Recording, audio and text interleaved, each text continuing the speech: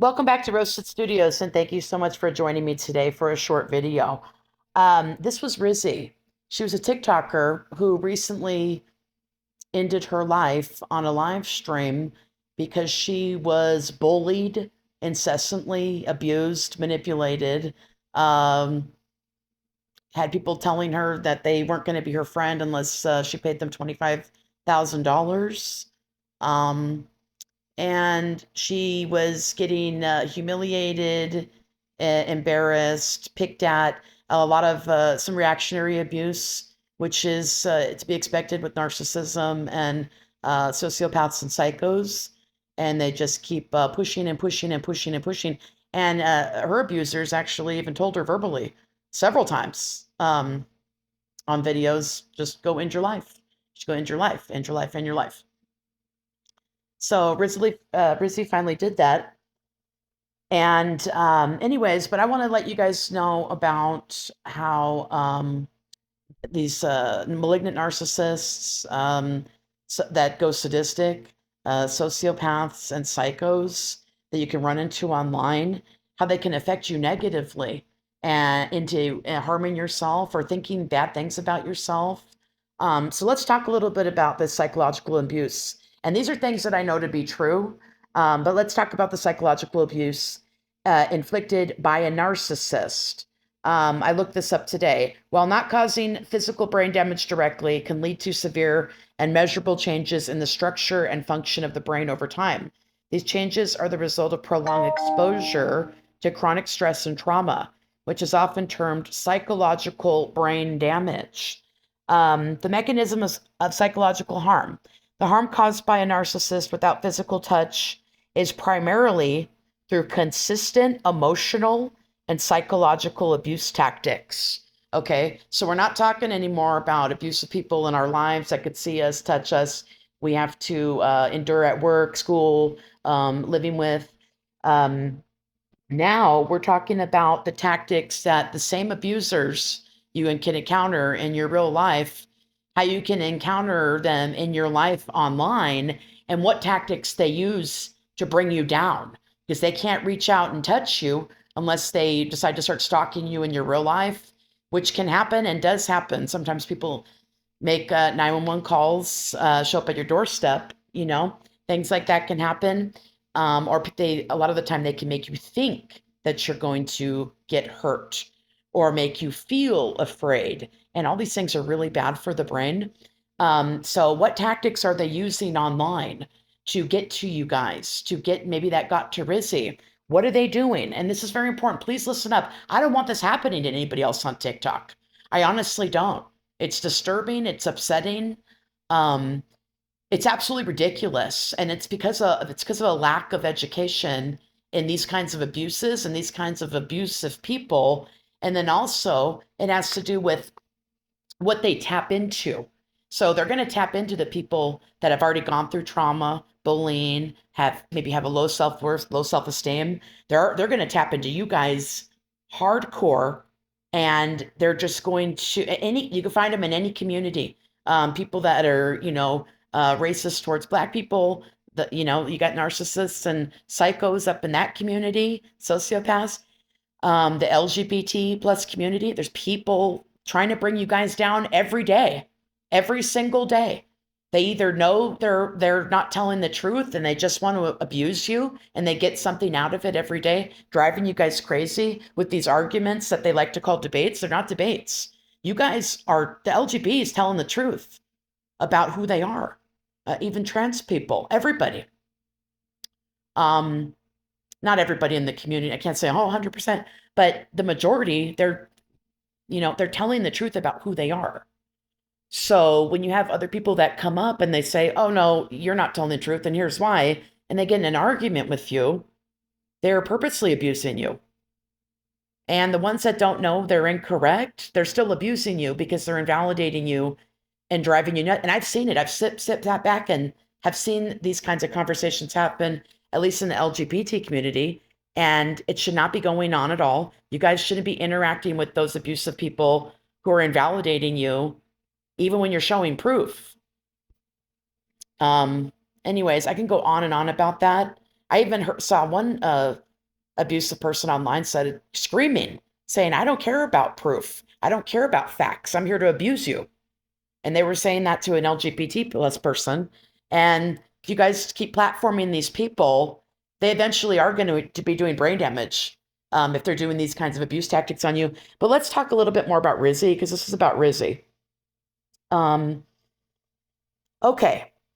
so what tactics are they using to hurt you from their home to your home? They don't even have to be in the same country as you. What are they doing? The first thing, and one thing they could be doing, the favorited tactic by narcissists, gaslighting, a form of manipulation, makes you question your own memory, perception, sanity, leading you to confusion and self-doubt, trying to purposely drive you guys crazy.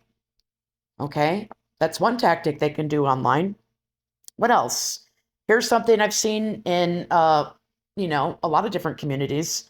Constant criticism and belittling, persistent negative feedback, and insults that erode self-esteem and create a state of chronic anxiety. These things are not good for your brain either. And mind you, the self-esteem thing, once that goes down, very hard to bring back up. And it's like you're driving your own car. Let's say your body is a car and you're driving your own car, right? It's your body, right? But eventually what can happen with a bunch of insults and somebody bullying you, and if you start to believe it, you start to believe these things that they're saying about you. You're not deserving, not worthy, not good enough. You don't deserve this, don't deserve that. You deserve pain. You deserve me hurting you. You start to believe these things. Oh, you owe me money to be your friend. Like what happened to Rizzi. If you start to believe these things, you may end up thinking about hurting yourself, trying to hurt yourself. Maybe you might end your life. It's not worth it. It's not worth hanging around people like that. And you got to wonder also, why am I think I'm a nice person.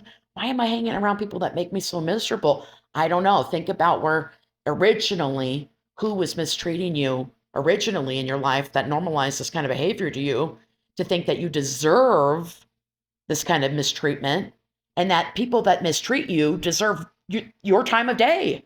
They deserve 2 seconds of your time. You have to ask yourself that question, because your self-esteem might have been taken a long time ago when you were a child, and you need to lift it back up again. And the sign that you have not healed yet is that you allow yourself to get mistreated and hurt by people who are not worthy of even knowing you. And a lot of these people may not even know you, have ever talked to you, but they may still bully you for the biggest narcissist or the psychopath that's in your life that's trying to end you completely, because they don't have empathy. Their brain's different than ours. They don't have any empathy at all. They're looking to hurt you. That's what they want to do. So the minute you come across someone like that online, you need to get away from them right away. It's very serious. Another thing that these bullies and abusive kinds of mentally ill people, remember that, they're the ones with the mental illness. And there's a lot I have mental illness too, but I don't have those kinds of mental illness.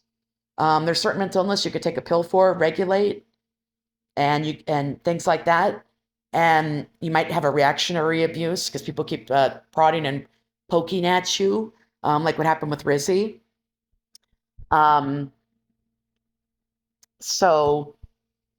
Or you can have the really dangerous kinds of mental illnesses, the malignant narcissisms, the sociopath psychos, okay?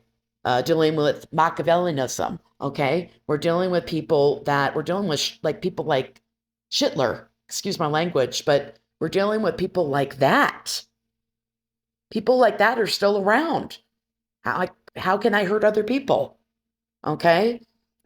Rizzi just ended her life. I don't think she woke up that day saying, I want to end my life. She woke up after months and months and months of being bullied and abused online and harassed with all these different kinds of online cyberbullying abuse tactics. And she named a couple of her abusers, and she ended her life. Okay, so she had had enough of it. Another thing that these abusive people could cause is isolation. Narcissists may try to cut you off from friends and family, making you more dependent on them and increasing feelings of helplessness. I know all about that. Check out my YouTube channel. Look how isolated I am over on my YouTube channel. And I'm not even going to state why. I kind of just inadvertently told you guys why. So, yes, abuse of any kind. Could be covert abuse, overt abuse. I mean, Rizzi's abusers were just outwardly abusing her. They weren't doing it in secrecy like my abusers do. It can lead to isolation. I know all about it. It leads to isolation. I still isolate from good people on TikTok. So sorry if I do that. People I've met on there, you're amazing. I isolate because of the kind of channel that I have. I've gone through some of the craziest abuse you've ever heard of in your life. And I'm not the only one. Look at what just happened to Rizzi. Look at what just happened to this beautiful lady. Anyways, intermittent reinforcement. There's something else what Rizzi went through. Alternating between acts of kindness and abuse keeps you off balance and makes you consistently seek approval, creating a cycle of trauma bonding. You'll hear her abusers, people that help put her in the ground, say, well, we were friends with her. We tried to be friends with her. And then you'll hear other people say, yeah, we saw Rizzi being friends with her. These people being friend. Yeah, off and on. You know, they pull her close, make her think she's safe, secure, that everything's fine. Then they pull her away, dogpile her, and bring her down under the ground. That's how far down they brought her. Okay. So that intermittent reinforcement, you'll find that in trauma bonds. Manipulation and control. Tactics aimed at controlling your behavior. So you may want to have fun online. I wake up one day, I want to have fun online. And then you go around and you go to all the people who are hurting you and bringing you down. That is the absolute opposite of what you want to be doing. That's them controlling your behavior. They're roping you in to chaos, an argument, misery, all the things that don't affect them negatively because they don't have any empathy. They're not thinking like you. So don't put yourself through the unnecessary torture. Smorture. Gush. TikTok. I didn't mean to use that word. Please don't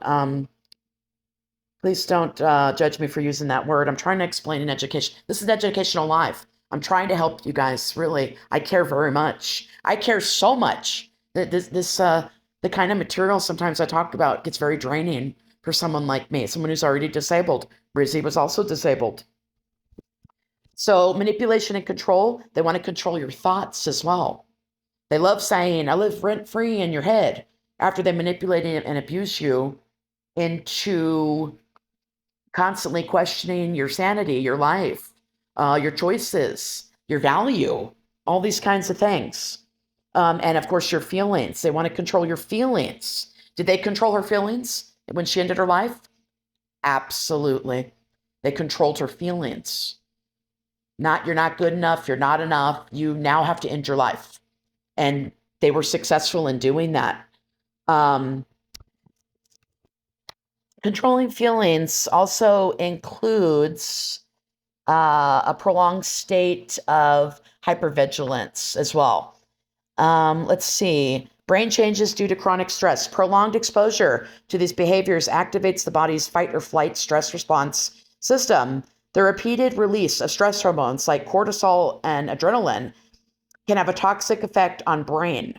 Research indicates that this chronic stress can lead to hippocampus atrophy. The hippocampus, vital for memory and learning, this can shrink. This part of your brain can shrink when you interact with people like this.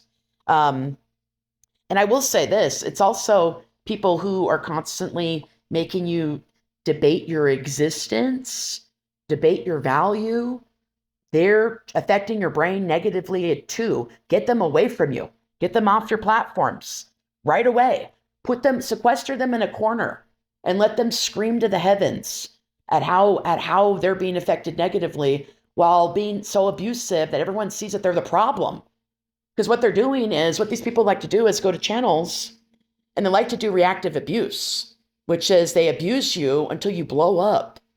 And then And then nobody can decipher, people that aren't aware of like these kinds of abusers or abuse tactics, they aren't going to be aware of who's the abuser, who's not the abuser. They get confused. They start not to understand. And they sometimes start thinking that the victim is the abuser when they're actually reacting normally to what it would feel like to be put in that situation when you're being bombarded with abuse like that.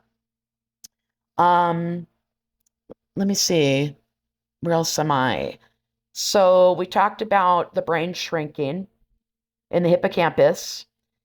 This can affect your ability to form new memories, process emotions. Okay, maybe certain people that are ending their lives aren't able to process their emotions because they're being made to feel so bad about themselves. They're being abused so badly, bullied so badly. The hippocampus is shrinking. They can't even process their own emotions. They can't maintain a sense of safety. Amygdala hyperactivity. The amygdala, the brain's fear center, can become overactive. This has to do with a lot of people, making threats against your life, making you afraid for your life, making you fearful if they're going to come to your home or if they're going to harm your pets or loved ones. I mean, I've been through all of it, really, just to be honest with you. And I know you guys have too, if you're listening, and you've gone through the similar thing. Amygdala can become overactive. This can lead to increased anxiety, paranoia, and an exaggerated startle response. So someone walks in the door, they scare you by it. You're jumping all of a sudden, your heart's racing, you just moved real quick. That's going to be going on more and more as well. Prefrontal cortex impairment. The prefrontal cortex, responsible for decision making, emotional regulation, and impulse control, can be negatively impacted. This may result in difficulty concentrating, making choices, and managing emotions. These psychological impacts are serious and require you guys seeking help, please. Don't ever take this abuse out on yourself. That's what your abusers want. They want you to internalize everything they're doing. First of all, they're projecting onto you. They're projecting onto you. So when they're saying, you're crazy, you're worthless, you don't look good, they might want to look in the mirror at what they're doing and what they look like and how they're acting, but they can't do that. They can't do that. It will crack their ego, and then they'll have a narc rage. It's very destructive for them. So they do everything in order for that not to happen, which goes right back to attacking you. And you might say, okay, well, I'm going to do all these things. Sorry, guys, I ran out of tape. Okay, so I'm starting a new recording. So you might tell yourself, well, I do all these tactics that this Rosa Studio is talking about. I stay away. I don't engage. I don't even go to their live streams, but I'm still feeling bullied, attacked, whether it be covertly, overtly, whatever it may be. What do I do? Well, you can always document what you can. If you got to go to the police, do that. If you got to stay offline, that's another option that works really well. Another thing you can do is to, I think I mentioned going to the police. You don't ever want to internalize. You're not going to want to take it out on yourself. You need to reaffirm to yourself who you are and how these people don't know you. And you're not the version of who they need you to be, so they can continuously abuse you and convince other people that you deserve abuse and harassment. Okay? These psychological impacts are serious and require professional intervention. So you're just going to want to ignore it completely, and don't give any narc supply, which is giving these people your attention and allowing them into your life by engaging. You need to cut that cord. Cut off all engagement completely. If they're still engaging with you, you just ignore them completely till they move on to another supply. If you're feeling afraid for your life, maybe you want to seek a restraining order. Okay? Also, if you believe you're in an abusive relationship, seeking support is crucial for recovery. Emotional support and crisis resources. For immediate support, connect with organizations like the National Domestic Violence Hotline or call 1-800-799-SAFE. That's SAFE or 7233. They offer confidential assistance, safety planning, and resources. Also, mental health professionals, you might want to seek a therapist specializing in trauma, because it's your trauma that's keeping you stuck with those abusive people. That's why they're in your life, because there's something going on within you that is keeping them there, because you're the one driving the bus. You're the one, you're the leader of your life. You get to choose. You get to pick and choose.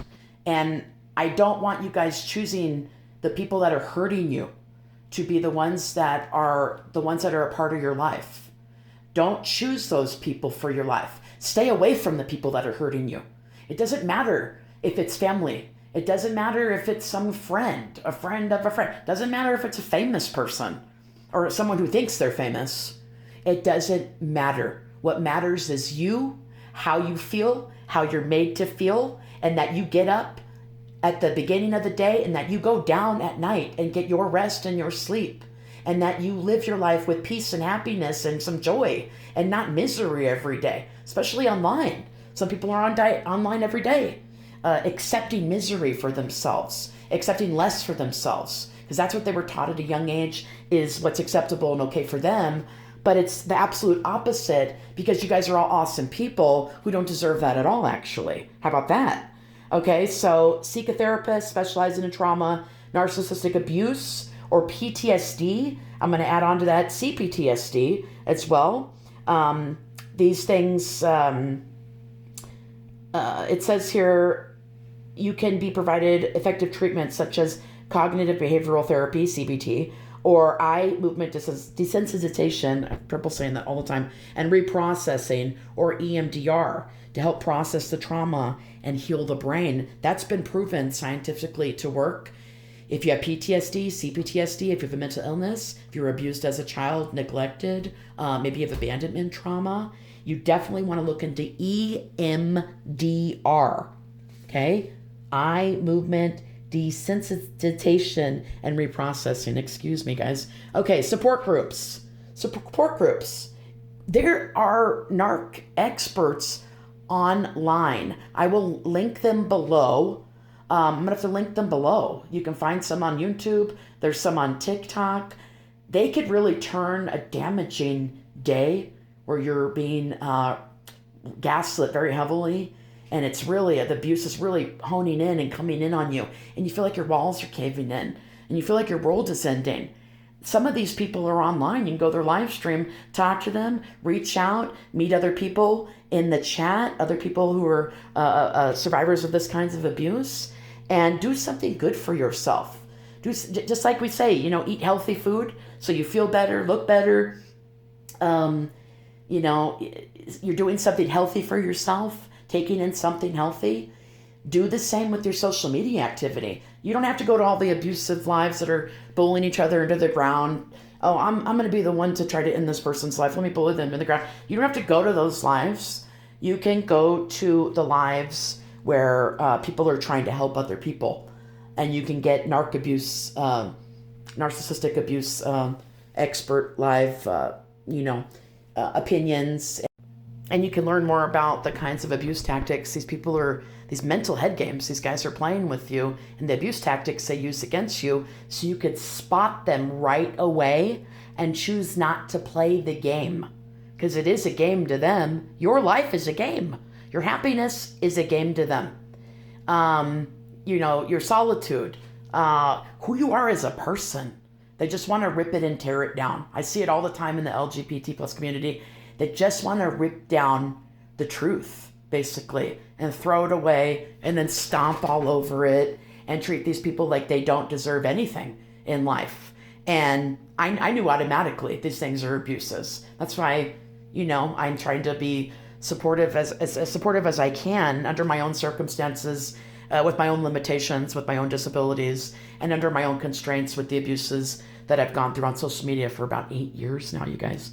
Okay, prioritizing safety and seeking professional help. Individuals can work towards healing and lasting impacts of psychological abuse. Now, let's just really briefly talk about, we're talking about suicide, right? Somebody ending their life.